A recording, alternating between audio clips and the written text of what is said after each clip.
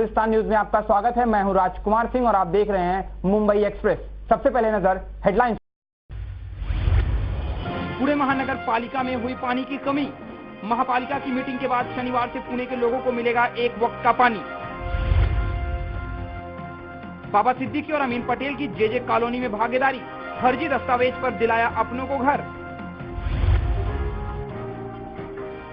बांद्रा में प्रेमी ने की प्रेमिका के पति की हत्या, पुलिस ने किया हत्यारे को गिरफ्तार। और कॉलेजों में दाखिले को लेकर छात्रों में उत्साह, प्रोफेशनल कोर्स की तरफ छात्रों का ज्यादा रुझान। सबसे पहले बात करेंगे महाराष्ट्र के पुणे की। जी हां, पुणे महानगर पालिका की महापौर चंचला कोंद्रे ने एक मीटिंग लेते हुए वहां के लोगों को बताया कि इस वक्त पुणे में पानी की कमी है, जिससे शनिवार से लोगों को एक ही समय पानी दिया जाएगा। महापौर के मुताबिक आगामी 10 अगस्त तक ही उसके पास पानी मौजूद है, जिसके चलते पानी की कटौती करना अब जरूरी हो चुका है।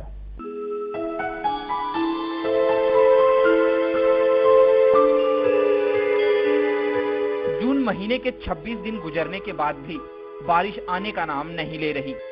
सभी लोग बारिश होने के लिए भगवान से प्रार्थना कर रहे हैं।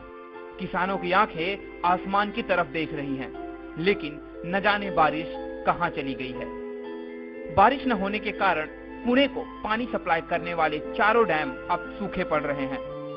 उनमें बचा हुआ पानी ज्यादा से ज्यादा दिन काम आए, इस वजह से पुणे की महापौर चंचला कोंद्रे, महापालिका आयुक्त विकास देशमुख और सभी राजनीतिक पार्टियों के नेताओं की बैठक बुलाई गई, जिसके बाद शनिवार यानी 28 जून से दिन में सिर्फ एक बार पानी देने का, जिस तरह से पानी दिया जा रहा है उस तरह से पानी जुलाई तक नहीं मिल सकता, लेकिन दिन में एक बार पानी देने से बचा हुआ पानी 8 से 10 अगस्त तक पुणे के नागरिकों को उपलब्ध हो सकता है। पानी की बचत का महत्व समझाने के लिए महापालिका अलग अलग माध्यम से जन जागृति मुहिम भी चला रही है। स्विमिंग टैंक, नई बन रही इमारतें, गाड़ियों के धोने के लिए पानी का इस्तेमाल कम किया जाएगा, उस पर भी पूरी तरह से रोक लगाने की कोशिश की जाएगी। महापालिका के इस निर्णय पर अमल होने के लिए शहर में निरीक्षक तैनात किए जाएंगे, ऐसे पुणे की महापौर चंचला कोंद्रे का कहना है। अभी टोटल 1.93 टीएमसी पानी उपलब्ध है और अभी ये एक टाइम अगर हम पूरे शहर में पानी देते हैं तो वो 28 जुलाई से 8 अगस्त तक तो जरूर उपलब्ध हो जाएगा। पुणे शहर में सब लोगों के लिए पानी अच्छी तरह से मिलेगा। इसके बारे में जन जागृति करने के लिए हम अभी जो कचरे के लिए घंटा गाड़ी जो घूमती है पूरे शहर में अपने हर वार्ड में, तो कचरा गाड़ी के ऊपर जो हम कचरे के लिए संदेश देते हैं उसी टाइम पानी के लिए भी संदेश देंगे। और जो भी महानगर पालिका की और जो अपने प्राइवेट स्कूल्स है उस स्कूल्स में भी जाके पेरेंट्स की मीटिंग लेंगे, वहाँ के टीचर्स स्टाफ की मीटिंग लेंगे और वहाँ पे भी अवेयरनेस पैदा करने की जरूरत कोशिश करेंगे। पानी की आती हुई गंभीर समस्या को देखते हुए पुणे महानगर पालिका द्वारा लिया हुआ ये निर्णय तो उचित है, पर क्या इस बहुमूल्य पानी का गलत इस्तेमाल करने वालों पर महापालिका रोक लगा पाएगी? कैमरामैन संदीप के साथ मोहित शिंदे, गुलिस्तान न्यूज, मुंबई। हमने अपने पिछले एपिसोड में दिखाया था कि जेजे कॉलोनी की रहने वाली एक महिला बाबा सिद्दीकी के पास मदद मांगने गई थी, लेकिन बाबा सिद्दीकी ने उसे मदद देने से इनकार कर दिया। और जब हमारे संवाददाता ने इस जेजे कॉलोनी पूरे प्रोजेक्ट के बारे में बात की तो बाबा सिद्दीकी और अमीन पटेल ने यह भी कहा कि हमारा इस पूरे मामले से कोई लेना देना नहीं है। लेकिन हम आपको कुछ ऐसी तस्वीरें दिखाएंगे जिसमें यह साफ होता है कि अमीन पटेल और बाबा सिद्दीकी का इस पूरे मामले से लेना देना है।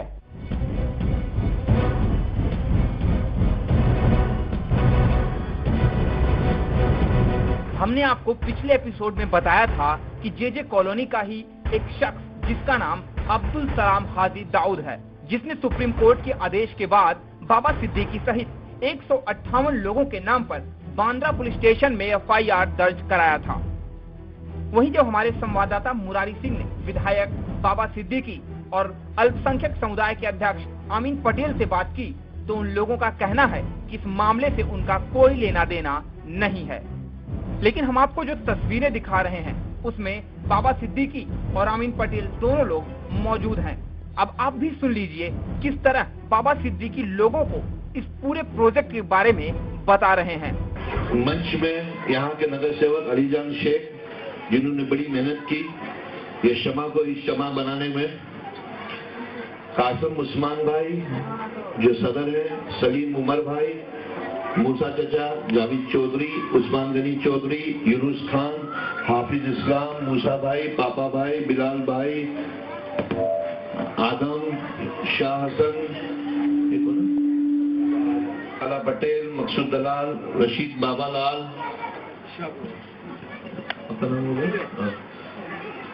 अशफाक, मेरे भाइयों और बहनों, और किसी का अगर मैं नाम नहीं लिया हूं तो माफी चाहता हूं, और पिरामिड डेवलपर्स के डायरेक्टर्स रफीक भाई, अमीन भाई, इकबाल भाई। जब जरूर भाई ने दोपहर को एक आखिरी मीटिंग की मूसा भाई के साथ में, तो मैं समझा ये जरूरी नहीं है, तो कुछ बातें मुझे बोलना जरूरी समझता हूं मैं, और मैं जो बोल रहा हूं उसको एक कहानी समझना और उसको भूल जाना। अब हम आपको बाबा की वो बात भी सुनाते हैं जिसमें बाबा सिद्दीकी लोगों को बता रहे हैं कि कब और कितने बिल्डर यहाँ आए और किस बिल्डर ने लोगों को कितना स्क्वायर फुट घर देने की बात कही थी। इससे पहले यहाँ एक डेवलपर आया था उमर सोलंकी साहब, आप लोगों ने, आपकी कमेटी ने, कासम भाई 180 स्क्वायर फुट में उससे एग्रीमेंट किए थे कि नहीं किए थे।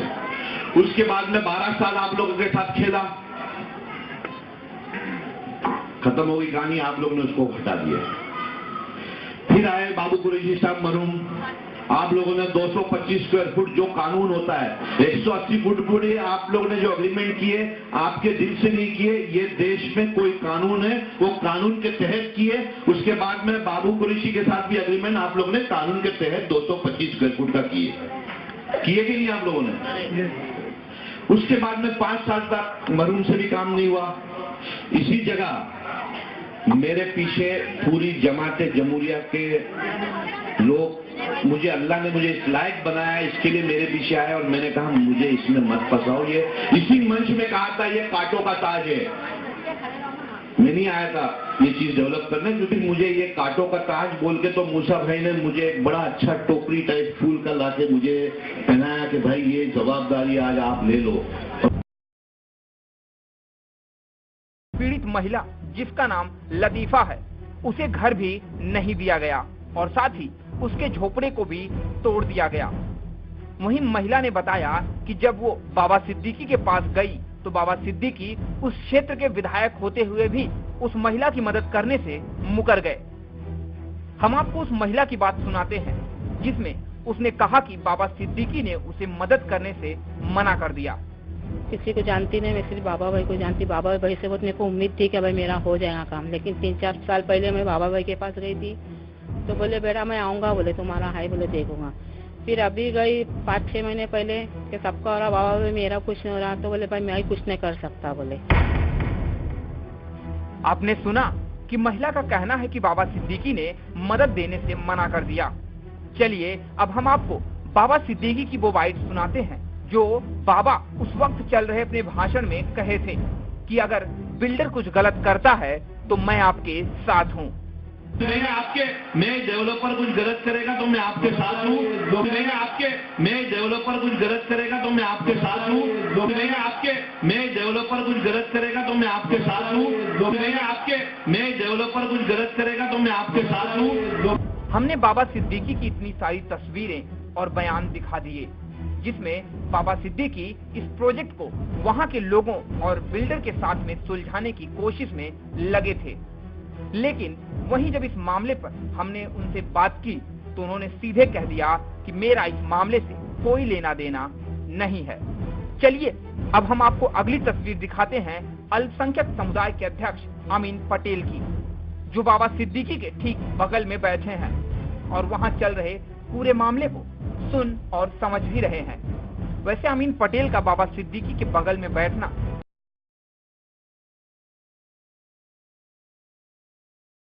जिससे एक बात साफ होती है कि इस पूरे मामले की जानकारी अमीन पटेल को भी थी, लेकिन इन सब के बावजूद भी अमीन पटेल ने हमसे हुई बातचीत में कहा कि उनका इस मामले से कोई लेना देना नहीं है, जबकि हमारी तस्वीरें ये बयां कर रही हैं कि इन लोगों का इस पूरे मामले से लेना देना है। आइए इस मामले में हम एक और नया खुलासा कर रहे हैं, जो सुनकर आप भी दंग रह जाएंगे।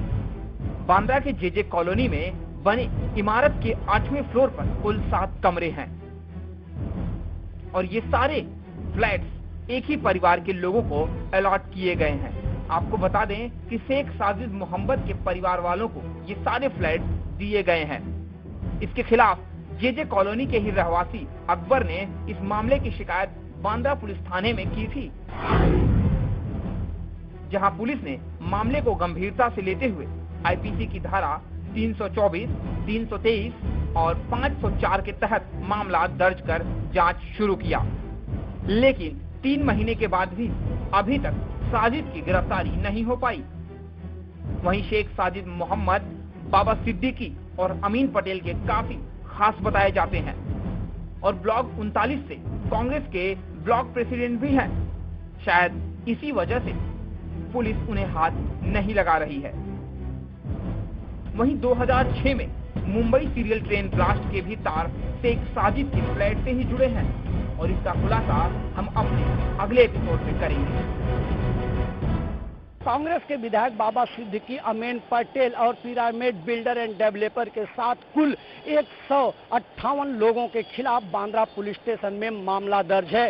इन लोगों के ऊपर आरोप लगाया गया है कि फर्जी दस्तावेज लगाकर महाड़ा में फ्लैट हथियाने का आरोप है।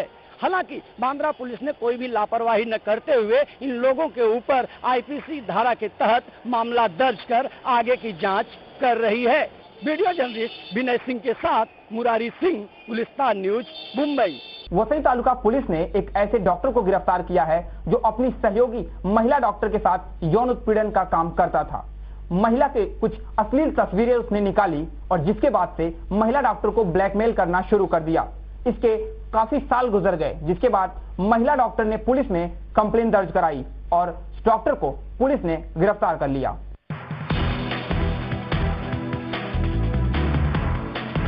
ये तस्वीर है डॉक्टर सुनील वाडकर की, जिसने कई बोगस डॉक्टरों को सलाखों के पीछे पहुंचाया था, लेकिन आज वो खुद सलाखों के पीछे चले गए।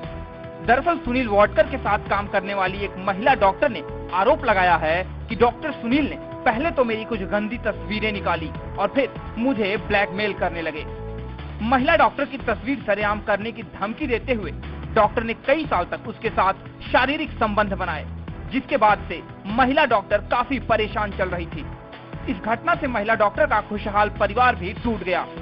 आखिर में महिला डॉक्टर ने ग्वालियर पुलिस थाने में रिपोर्ट दर्ज कराई, जिसके बाद ग्वालियर पुलिस ने तुरंत आरोपी डॉक्टर को गिरफ्तार कर लिया।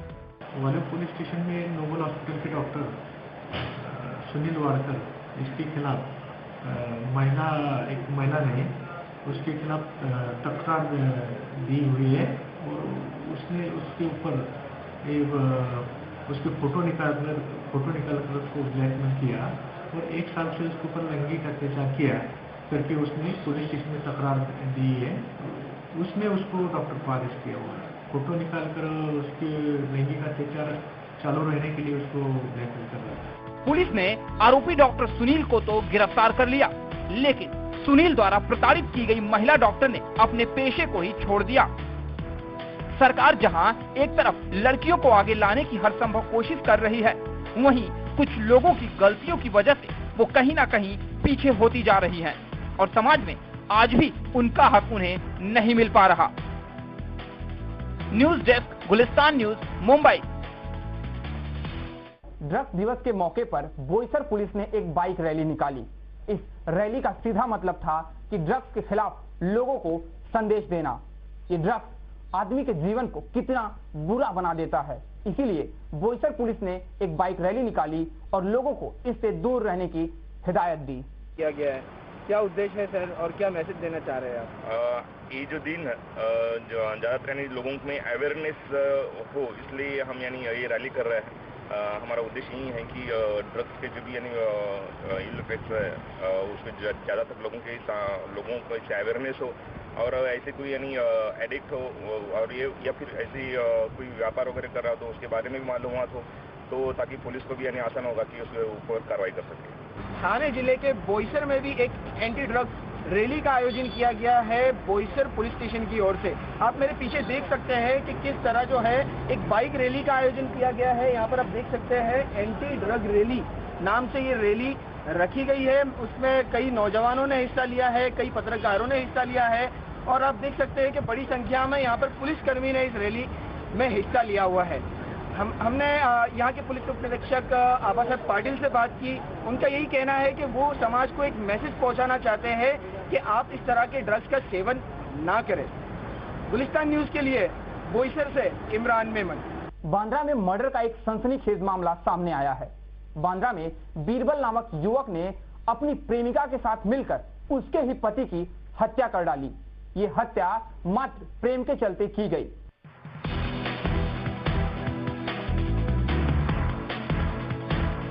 जरा गौर से देखिए इस काले नकाबपोश को। इसका नाम है बीरबल। पेशे से रिक्शा ड्राइवर है। इस पर इल्जाम है कि इसने अपनी प्रेमिका के पति की हत्या कर दी।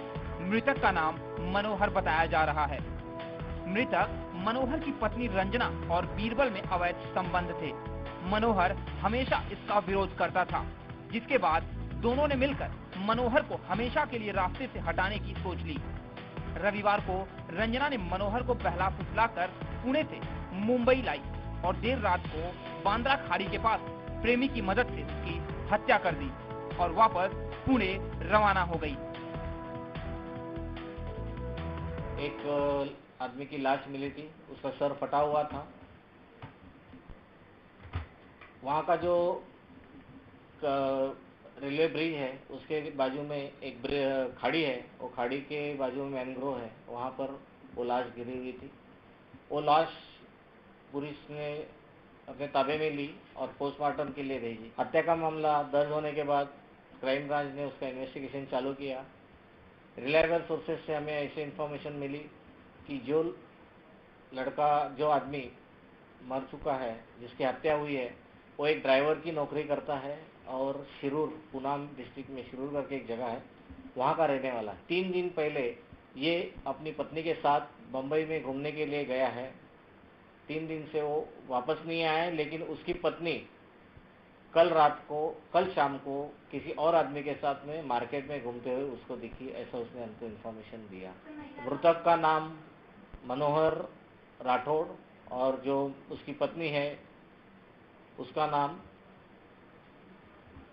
रंजना राठौड़ और उसका जो बॉयफ्रेंड है उसका नाम है बीरबल बड़े।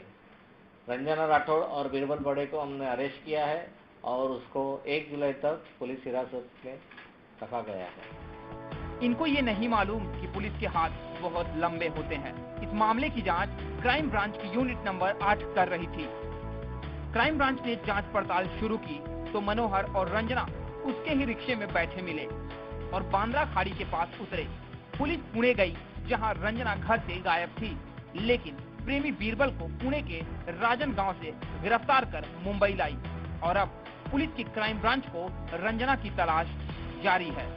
News desk, Gulistan news, Mumbai. जून महीना खत्म होने को है, जिसके चलते अब कॉलेजों में दाखिले शुरू हो गए हैं और इसके चलते अलग अलग कॉलेजों में सब छात्र एडमिशन के लिए अपने फॉर्म को लेकर काफी उत्साहित हैं और उत्साहित हैं अपने कोर्स और अपनी पढ़ाई को लेकर। जैसे 12वीं का HSC का रिजल्ट लगा, अकॉर्डिंगली गवर्नमेंट और यूनिवर्सिटी की ओर से शेड्यूल उसका एक पब्लिश होता है। उस शेड्यूल में गवर्नमेंट अपनी तरफ से और यूनिवर्सिटी डेट्स हमको देती है। सभी कॉलेजेस के लिए गाइडलाइन होती है कि पहले इतने दिन, 4 दिन है, फॉर्म बेचना है और कलेक्ट करना है। अगले 4 दिन जो होते हैं, 2 दिन वो मेरिट वाइज लिस्ट बनाना होता है और उसके बाद वाले जो दिन होते हैं वो फर्स्ट मेरिट लिस्ट लगाकर उसका एडमिशन बच्चों का कराना। ये एक प्रोसीजर हर साल का जो है वो एस्टेब्लिश प्रोसीजर है, वो हम फॉलो कर रहे हैं। इस साल भी ऐसा ही हुआ कि एक शेड्यूल जो पब्लिश हुआ उसके मुताबिक बच्चे फॉर्म यहाँ से लेकर गए, फॉर्म भरकर उन्होंने कॉलेज में सबमिट किया, फर्स्ट मेरिट लिस्ट लगाई उसमें भी ऐसा होता है कि हमारे ही जो बच्चे होते हैं 12वीं पास होने वाले, उनको जिनको हम इन हाउस बच्चे बोलते हैं हमारे ही, उनका पहले हम एडमिशन करा देते हैं। नहीं, ये टाइम बच्चों को कोई समस्या का ऐसा सामना नहीं कर पड़ रहा है, क्योंकि ऑनलाइन एडमिशन के लिए जो गवर्नमेंट की जो साइट है उसके ऊपर ऑनलाइन एप्लीकेशन, ऑनलाइन रजिस्ट्रेशन कर सकता है। और जो माइनॉरिटी कॉलेज है वो उसका भी पूरा शेड्यूल हमने डिस्प्ले किया है और उसके हिसाब से बच्चे लोग आके रजिस्ट्रेशन करते हैं। हमारा फर्स्ट मेरिट लिस्ट और second merit list already declare हो गया। आज हमारा थर्ड मेरिट लिस्ट डिक्लेयर होने वाला है। हमारा फर्स्ट मेरिट लिस्ट डिक्लेयर हुआ था 70% तक, सेकंड मेरिट लिस्ट 63% तक हुआ था और थर्ड मेरिट लिस्ट आज शाम को 5 बजे निकलेगा। फिल्म अभिनेत्री जरीन खान पहुंची एक इलेक्ट्रॉनिक डिवाइस की लॉन्चिंग पर।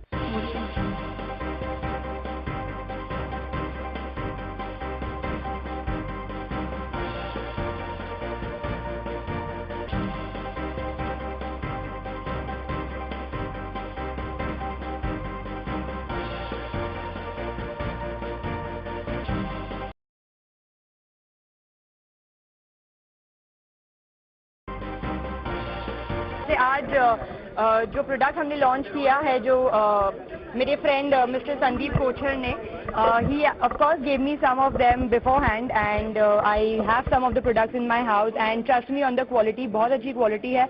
और बहुत सारे जो इनके कॉम्पिटिटर्स हैं मार्केट में, उनसे कई बेटर लुकिंग प्रोडक्ट। उस दौरान वो पूरे 3 घंटे लेट थी, लेकिन जब पत्रकारों ने उनसे सवाल पूछा तो उन्होंने अपने लेट होने का जिम्मा मुंबई ट्रैफिक पर फोड़ दिया। और क्या कुछ कहा, आइए सुनते हैं।